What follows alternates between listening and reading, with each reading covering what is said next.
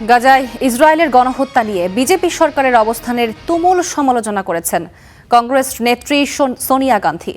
The Indian express পত্রিকায় প্রকাশিত এক নিবন্ধে সোনিয়া লিখেছেন, গাজায় মানবিক বিপর্যয়ের মুখেও মোদী সরকার নীরব দর্শকের ভূমিকা পালন করছে। ফিলিস্তিন প্রশ্নে ভারতের ঐতিহাসিক অবস্থান থেকে নয়াদিল্লি সরে যাচ্ছে কিনা সেই প্রশ্নই তুলেছেন সোনিয়া গান্ধী। গাজা ইসরায়েলের দীর্ঘ সামরিক অভিযানে ভয়াবহ মানবিক বিপর্যয়ের পরও নিশ্চুপ ভারত। ইসরায়েলের নিন্দার বদলে বিভিন্ন সময়ে দেশটির প্রতি নয়াদিল্লির কূটনৈতিক সমর্থন ও ঘনিষ্ঠতাই বেশি চোখে পড়েছে। এমন পরিস্থিতিতে ভারতের অবস্থান নিয়ে প্রশ্ন তুলেছেন কংগ্রেস নেত্রী সোনিয়া গান্ধী। দ্য ইন্ডিয়ান এক্সপ্রেসে প্রকাশিত এক নিবন্ধে মোদী সরকারের পররাষ্ট্রনীতিকে কাঠগড়ায় দাঁড় করিয়েছেন সোনিয়া। গাজা গণহত্যার তদন্তে একটি স্বাধীন তদন্ত কমিশন করে জাতিসংঘ।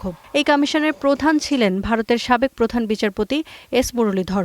ওই প্রতিবেদনের উল্লেখ করে গাজায় চলমান ভয়াবহ মানবিক বিপর্যয়, বেসামরিক মানুষের দুর্ভোগ ও আন্তর্জাতিক আইন লঙ্ঘনের নানা চিত্র তুলে ধরেন সোনিয়া। বলেন, ইসরায়েলের বর্বরতার অকাট্য প্রমাণ থাকার পরও বর্তমানে ভারতের নীরবতা দেশটির দীর্ঘদিনের নীতিকেই প্রশ্নের মুখে ফেলেছে। বিশ্বের বহু দেশ গাজা পরিস্থিতি নিয়ে প্রকাশ্যে উদ্বেগ জানাচ্ছে। ইউরোপ আজ ফিলিস্তিন রাষ্ট্রকে স্বীকৃতি দিচ্ছে। আন্তর্জাতিক আদালতে ইসরায়েলের বিপক্ষে আইনি পদক্ষেপকে সমর্থন করছে। পাকিস্তান প্রসঙ্গে সোনিয়া লিখেছেন, সন্ত্রাসীদের মদদ দেওয়া সত্ত্বেও কেবল ইরান প্রশ্নে ইসলামাবাদ আজ নিজেদের বিশ্বমঞ্চে নিয়ে গেছে। অথচ এই অবস্থানটি নিতে পারত ভারত। তার ভাষায়, ফিলিস্তিনি আত্মনিয়ন্ত্রণের অধিকারের পক্ষে দীর্ঘদিন সোচ্চার থাকা ভারত আজ তার ঐতিহ্য হারিয়েছে।